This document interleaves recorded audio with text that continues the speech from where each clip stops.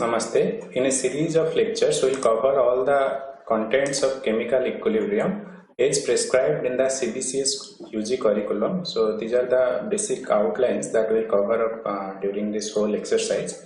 So while preparing the materials, I have taken references from these 4 commonly available books, and these are also widely prescribed in the curriculum. So let's jump into our first topic, that is partial molar quantities. Before going into the definition of partial molar quantities, let's understand through this example what is partial molar quantities. And now suppose consider in a beaker you have a beaker full of water, and to that beaker suppose I want to add 1 mole of pure water at 25 degrees Celsius. Again I am repeating, I am adding 1 mole of water to a beaker full of pure water. So what will happen, the volume will ideally increase at around 18 centimeter cube. So this is a case 1. Now let's consider another case. Suppose I want to add 1 mole of pure water to pure ethanol. Again I am repeating, I am adding 1 mole of pure water to pure ethanol at 25 degrees Celsius.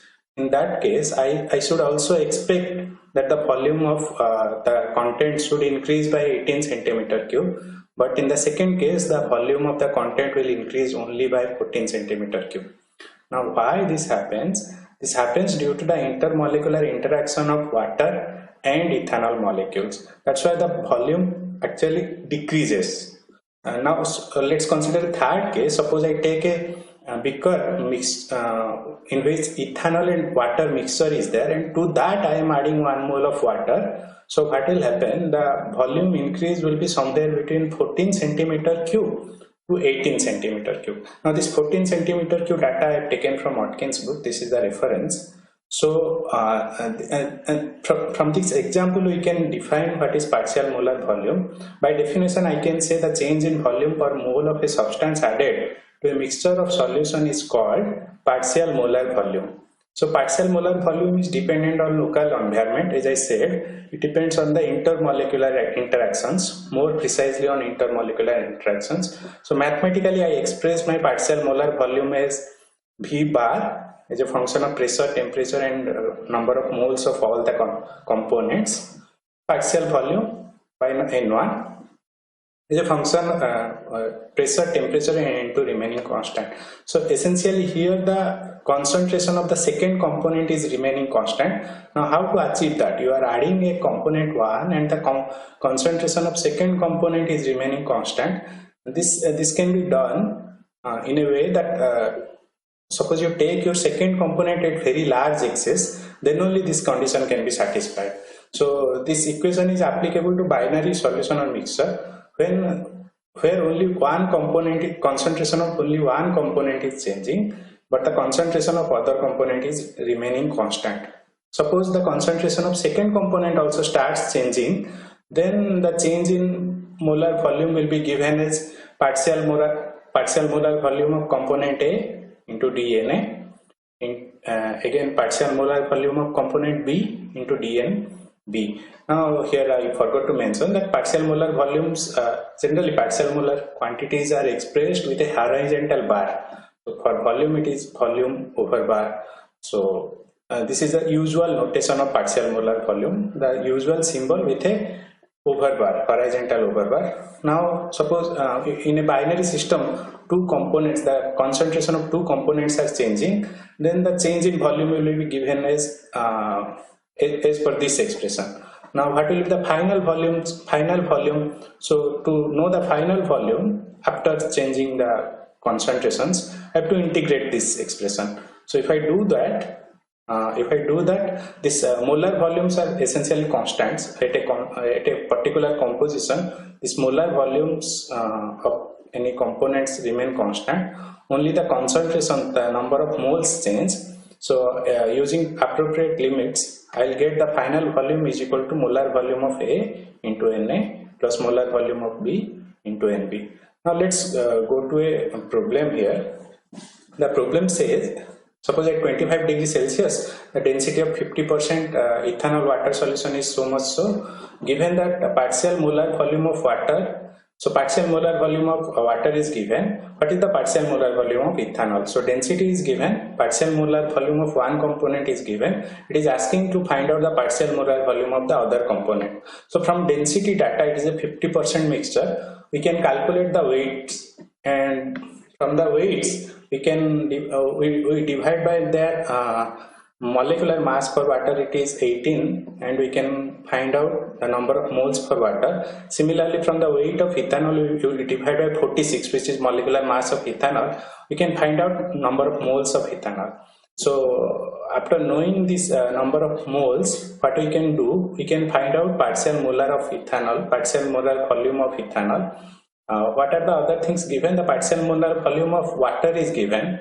So we'll use this formula essentially. This is partial molar volume of water is given. We know the number of moles of water. We have to find out partial molar volume of ethanol, and we know the number of moles of ethanol. And what is this V? The final V is kind of 1 centimeter cube. From this density data, if we take the final volume is 1 centimeter cube, we can find out the partial molar volume of the other component, and which comes out to be 56.4. So this is a simple problem. Now let's understand few important properties. The partial molar volume is a function of pressure, temperature, and number of moles, and that is fine. The second important property is partial final volume after mixing of liquids. Suppose I am adding one component to a large volume of mixture. So what happens to the final volume? As I said in the example we discussed, that in one case the volume increases by 18 centimeter cube, in the other case the volume increases by 14 centimeter cube.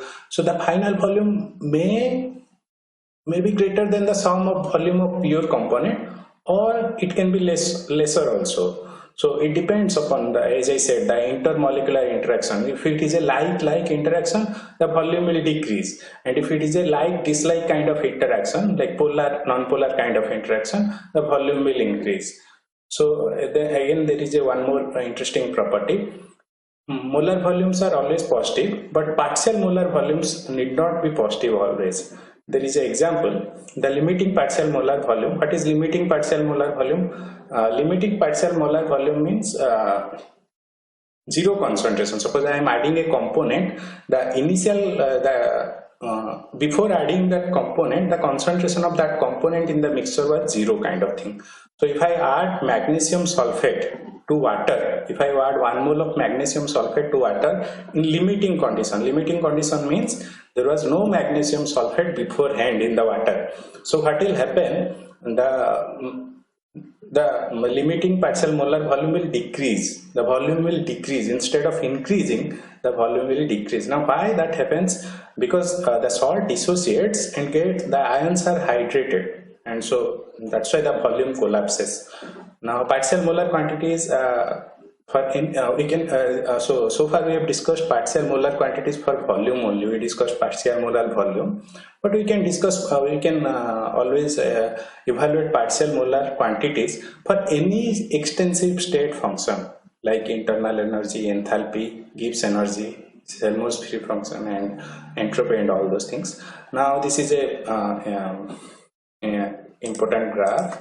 What this graph says, this was out of scale, so I arranged the scales. Now this is an example of two component system, water and ethanol. You see, when water and ethanol is a function of mole fraction of any one component. So partial molar volume of one component is decreasing and the other component is increasing. Here water is decreasing and ethanol is increasing with increase in mole fraction of ethanol. Similarly, if we take another system like acetone and chloroform system, so partial molar volume of one component decreases while the partial molar volume of other component increases. These two images are taken from their appropriate books. I have mentioned their references as well, so I'll zoom it. Now we'll go to partial molar Gibbs energy. So Gibbs energy, as I said, partial molar quantity can be defined for any variable, any extensive variable like Gibbs energy, entropy, and we'll discuss all those things. So we'll start with partial molar Gibbs energy. Gibbs energy is a function of temperature, pressure, and number of moles of the component. So if I take total differentiation, I'll get a complicated expression like this.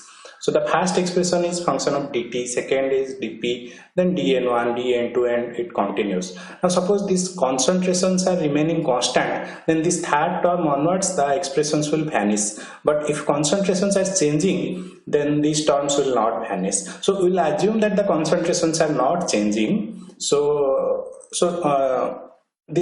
terms will not vanish. So what will happen? So there is another term.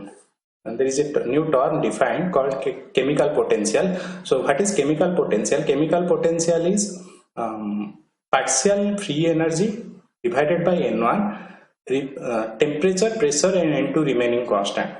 That will be chemical potential of mu1. This is a general expression. So here it will be mu1 will be partial g by N1, temperature, pressure, and N2 remaining constant. Here it will be mu2. So chemical potential is symbolized as mu. Now this is the general expression. Pressure and temperature for ith component, pressure, temperature, and n prime. What is this n prime? We can express in this way or this way. This n prime means, suppose there are 10 components and we are taking one ith component, so the other 9 components are remaining constant. N prime means the concentration of all the other 9 components are remaining constant. You can otherwise write in another way. You can also write nj is not equal to I, means the jth term is not same as I. Both the way, different books write in different ways, so I mentioned both the ways. You can write in either way. So to define it in terms of to define the chemical potential, it is the change in Gibbs energy per mole of a substance I added at constant concentration. The partial molar free energy is called chemical. This is partial molar free energy also. Okay, the change in Gibbs energy produced per mole of the substance added. So that partial molar free energy is also called as chemical potential. Now there is an important thing to note. In chemical potential we are not adding an over bar here like we added for partial molar volumes. Now again, to keep the concentration constant, we have to take a huge reservoir containing many moles of the various species. This I have explained before. Now this, what is n prime, I have explained. All the other terms are remaining constant here. Now suppose I'll replace this chemical potential terms in this expression, in this equation 3. So what I'll get, the change in free energy is equal to function of dt, function of dp, sum of mu I dni. Now there is an important thing. Suppose I do my experiment, or my system is at constant composition. Constant composition means mu I will remain constant. The chemical potential will remain constant. Chemical potential varies with composition. So my composition is constant means chemical potential will remain constant. T is constant means this first term will vanish. P is constant means the second term will vanish. So what will happen? To find out the Gibbs energy, I have to take integration. I will take integration under these limiting conditions, means temperature, pressure, and constant composition. So again, as I said, these first two terms are vanishing and mu I is also constant, so it comes out of the integration, and I integrate my starting concentration is 0. At 0 concentration, the free energy is approaching towards 0, limiting value 0, and when my number of moles are increasing to Ni, the free energy changes to G. So my final the total Gibbs free energy becomes sum of mu I Ni. Now this is an important expression. We'll make use of this expression many times in your in the latter section of this entire course maybe. So this is an important expression. The final Gibbs energy, the total Gibbs energy is sum of mu I Ni. So, and these are the things. Now I will consider some special cases. So suppose there is only one pure component in my system. There is the system is very simple system and only one pure component A is there. So in that case, when there is only A, the total Gibbs energy will be equal to Na GMA. What is GMA? GMA is molar Gibbs energy of component A. So the molar Gibbs energy of component A into number of moles of A will give me total Gibbs energy. Now I'll substitute this G in my equation 4 of chemical potential. What is chemical potential expression here? So if I substitute my G in chemical potential expression, I'll get chemical potential of component A, only one component is there, component A is equal to GMA, means chemical potential of component A is equal to the molar Gibbs energy of component A for a pure one component system. So my chemical potential is behaving as an intensive property. Okay, but this is only applicable for a one component system. When you go to mixtures and binary or complex system, this statement is not applicable. Now this is a special case. Now the second special case is, suppose what is the total Gibbs energy for a binary solution.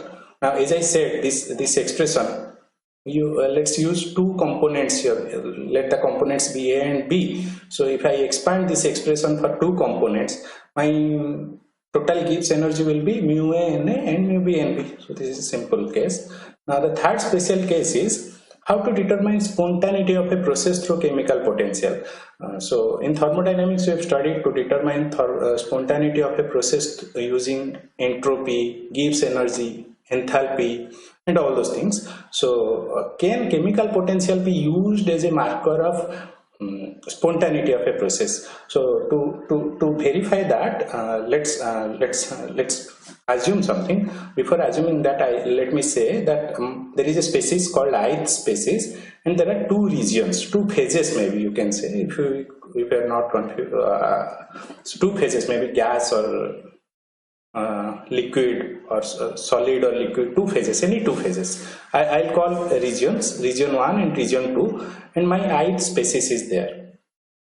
So the chemical potential will be mu I1, mu I2, chemical potential of ith species in region 1, chemical potential of ith species in region 2. Now I am assuming that the chemical potential of ith species in region 1 is greater than region 2. I'll verify whether this assumption is correct or not.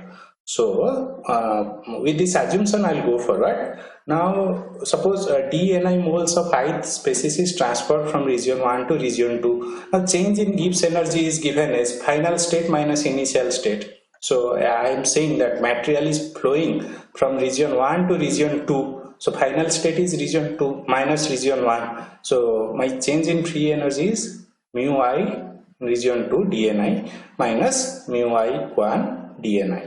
So if I do this, and there is a term appearing mu I region 2 minus mu I region 1.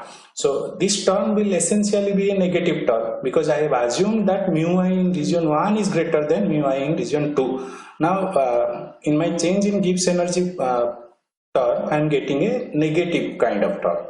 So my Gibbs energy is becoming negative. Now what is the consequence of Gibbs energy being negative? The system will be spontaneous. So material will actually flow from 1 to 2. So my assumption is correct. If my when chemical potential in region 1 is more than region 2, then only material will flow spontaneously. So I can express this in terms like material always prefer to flow from a region of high chemical potential to a region of low chemical potential. So these are the things that are written in word. For a given species, transport will occur spontaneously from a region of high chemical potential to one of low chemical potential. The flow of material will continue until chemical potential is same value in all the region. So when the chemical potential in both the regions are same, they will attain a state of equilibrium, and so at equilibrium the chemical potential of the same species in both the regions, again region means it can be phases also,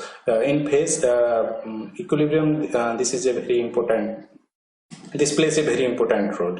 So at equilibrium they will essentially become same. At equilibrium the chemical potential of each species is same throughout the mixture.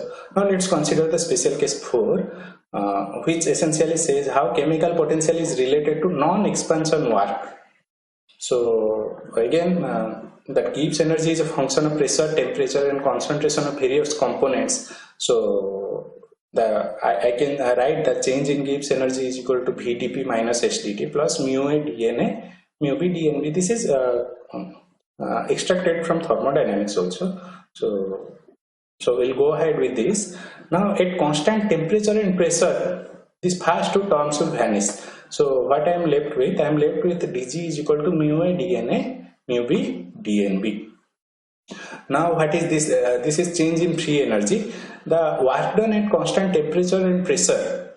Pressure is not changing. The constant temperature pressure is additional non-expansion work. This is also from thermodynamics. So essentially this dg is the work of non-expansion. So the work done by non-expansion work is like mu a dna plus mu b dnb. So additional non-expansion work arises due to change in composition of the components present in a system. And there is a example to this to relate to. In electrochemical cell, generally at constant temperature, work done is also this non-expansion work. So we can use this expression kind of thing to find out what is the work done in electrochemical cells due to that chemical reaction taking place at the cathode and anode kind of thing. So with this I'll stop here. The next video will be on a relation of chemical potential with other thermodynamic properties. Please stay tuned to these videos. Thank you.